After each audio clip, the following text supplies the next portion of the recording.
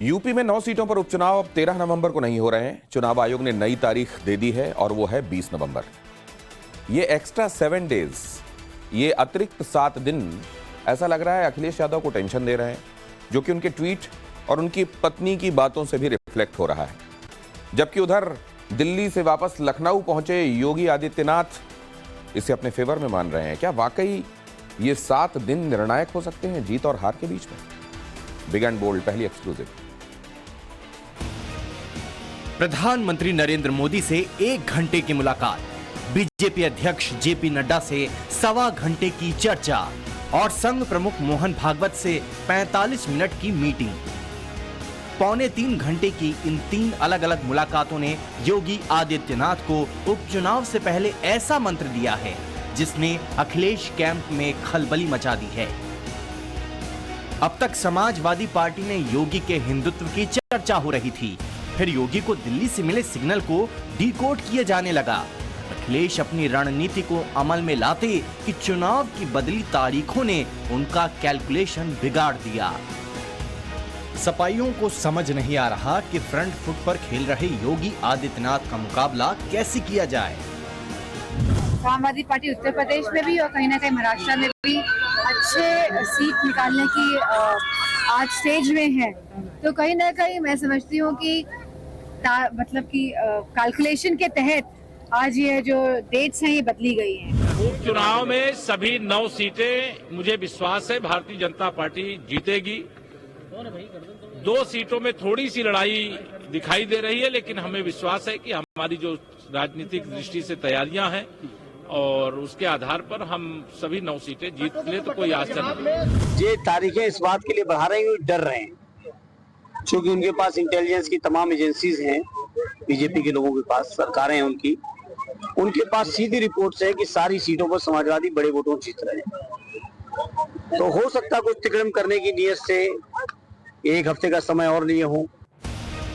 चुनाव की तारीख भले ही बदल गई, लेकिन योगी की स्ट्रैटेजी एकदम क्लियर है। माना जा रहा है कि 13 की जगह 20 नवंबर को उपचुनाव होने से बीजेपी को फायदा मिल सकता है। बीजेपी ने योगी आदित्यनाथ की सभी 9 सीटों पर रैलियों का प्लान बनाया था। इसके लिए 1 सीट पर उन्हें 1 बार पहुंचना था, लेकिन अब 7 दिन का वक्त ज्यादा मिल गया है। कयास लगाए जा रहे हैं कि योगी इसे अपने हिसाब से यूटिलाइज करेंगे। उनकी रैलियों का चार्ट से फिर से तैयार किया जाएगा। वोटरों से योगी का डायरेक्ट संवाद कराया जाएगा। पहली तरह की रणनीति है बूथ मैनेजमेंट की, जिसमें आरएसएस की ग्राउंड स्टडी योगी को फायदा पहुंचा सकती है। दूसरी रणनीति है वोटर्स को विकास और संवाद के जरिए अपने पाले में लाने की, जिसमें सबसे ज्यादा फोकस हिंदुओं पर किया जाएगा। तीसरी तरह की रणनीति है 69,000 शिक्षक भर्ती का रिजल्ट जारी करने की, जिस पर योगी की पीएम मोदी से चर्चा हुई। और चौथी तरह की रणनीति है युवाओं को बीजेपी से जोड़ने की। इस कड़ी के तहत योगी ने 53,000 नियुक्ति पत्र चुनावी जिलों में बांटे। हालांकि चुनाव की तारीख को बदलने की डिमांड सिर्फ बीजेपी की ओर से ही नहीं की गई थी। कांग्रेस, बीएसपी और आरएलडी की ओर से भी चुनाव आयोग को बाकायदे चिट्ठी लिखी गई थी। तर्क दिया गया था कि कार्तिक पूर्णिमा के दिन गंगा स्नान को देखते हुए बड़ी संख्या में जो वोटर्स होंगे वो छूट जाएंगे, इसलिए चुनाव की जो तारीखें हैं उसको आगे बढ़ाया जाए। चुनाव आयोग ने जैसे ही 20 नवंबर का नोटिफिकेशन जारी किया, समाजवादी पार्टी के खेमे में एक बार फिर से मंथन का दौर शुरू हो गया। अखिलेश यादव की रैलियां कब कराई जाएं, ये डिटेल मंगवाई गई है। कौन कौन से मुद्दों को तूल देना है, इसका फीडबैक मांगा गया है। हालांकि उन्हें लोकसभा चुनाव की तरह राहुल गांधी का साथ मिलने के चांस बहुत कम है। अखिलेश यादव जब मंगलवार को गाजियाबाद में कार्यकर्ताओं से सीक्रेट मीटिंग करेंगे, तब राहुल गांधी रायबरेली में होंगे, लेकिन वो इंडिया गठबंधन के प्रत्याशियों के लिए वोट नहीं मांगेंगे। सूत्रों का कहना है कि राहुल कांग्रेस का एक भी कैंडिडेट नहीं होने की वजह से बहुत ज्यादा दिलचस्पी यूपी के उपचुनाव में नहीं ले रहे हैं, जिसका असर साइकिल छाप पार्टी पर पड़ रहा है। जितने भी पोस्टर समाजवादियों की तरफ से लगाए गए, उसमें कहीं भी राहुल नजर नहीं आए। समाजवादी पार्टी कार्यालय के बाहर हर रोज नए पोस्टर लगने लगे। एक पोस्टर और लगा जिसमें लिखा 9 का संदेश, 27 का जनादेश, पीडीए के अखिलेश, मतलब जो बांटने की सियासत है उसका जवाब पीडीए के जरिए और पीडीए को जोड़ने के जरिए दिया जा रहा है। लेकिन एक कदम बीजेपी के कार्यकर्ता और आगे बढ़ गए हैं। वाराणसी में पोस्टर लगाए गए हैं कि अगर हिंदू जाति वाले बटेंगे तो बांग्लादेश की तरह कटेंगे। काटने बांटने की बात नहीं करते, हम इतना जरूर कहते हैं कि अगर हम एकजुट रहेंगे तो चाहे वो पिछड़ों के अधिकार हों, अल्पसंख्यक के हों, चाहे वो दलितों के हों, मजदूर किसानों के हों, छात्रों नौजवानों के हों, महिलाओं के हों, सबके अधिकार मजबूती से सरकारों को बनाए रखना होगा। योगी आदित्यनाथ के मिशन 9 में लखनऊ से लेकर दिल्ली तक बहुत फैक्टर जोड़े गए हैं। इनमें एक फैक्टर अखिलेश यादव की पीडीए वाली रणनीति को उन्हीं के जरिए डीरेल करना भी है। जिस कुंदर की सीट पर मुस्लिम वोटर 50% से ज्यादा हैं, वहां बीजेपी अल्पसंख्यक मोर्चा को एक्टिव किया गया है। मुस्लिम नेताओं के जरिए ठाकुर कैंडिडेट के लिए वोट मंगवाया जा रहा है और जिस मीरापुर से आरएलडी प्रत्याशी चुनाव लड़ रहा है, वहां बीजेपी के लोकल नेताओं को मुसलमानों के बीच भेजा गया है। प्लान यही है कि समाजवादी पार्टी के वोटर को कंफ्यूज किया जाए, कांग्रेस की गैर हाजिरी में हिंदू वोट मिले ही मुस्लिम वोट में भी सेंध लगाई जाए।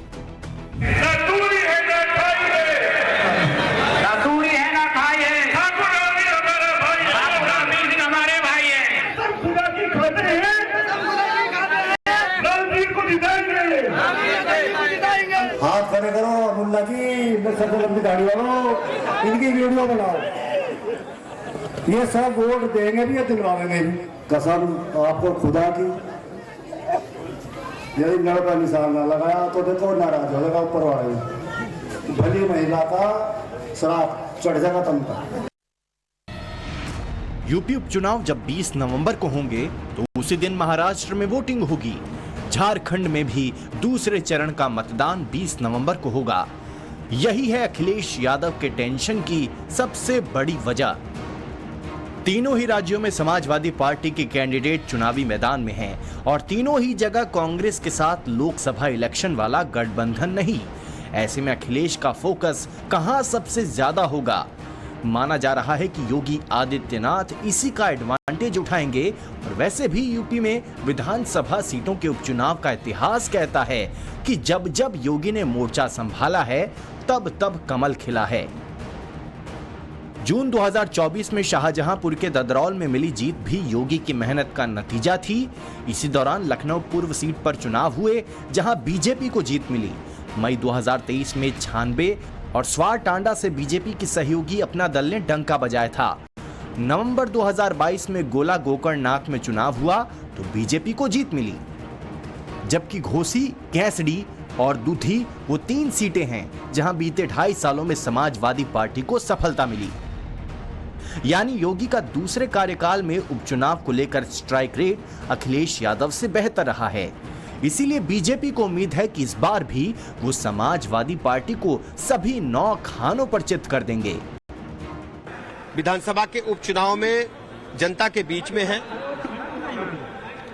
चुनाव अच्छी स्थिति में है। भारतीय जनता पार्टी गठबंधन सहित सभी सीटों पर 9 की 9 सीटों पर भारतीय जनता पार्टी जीत रही है।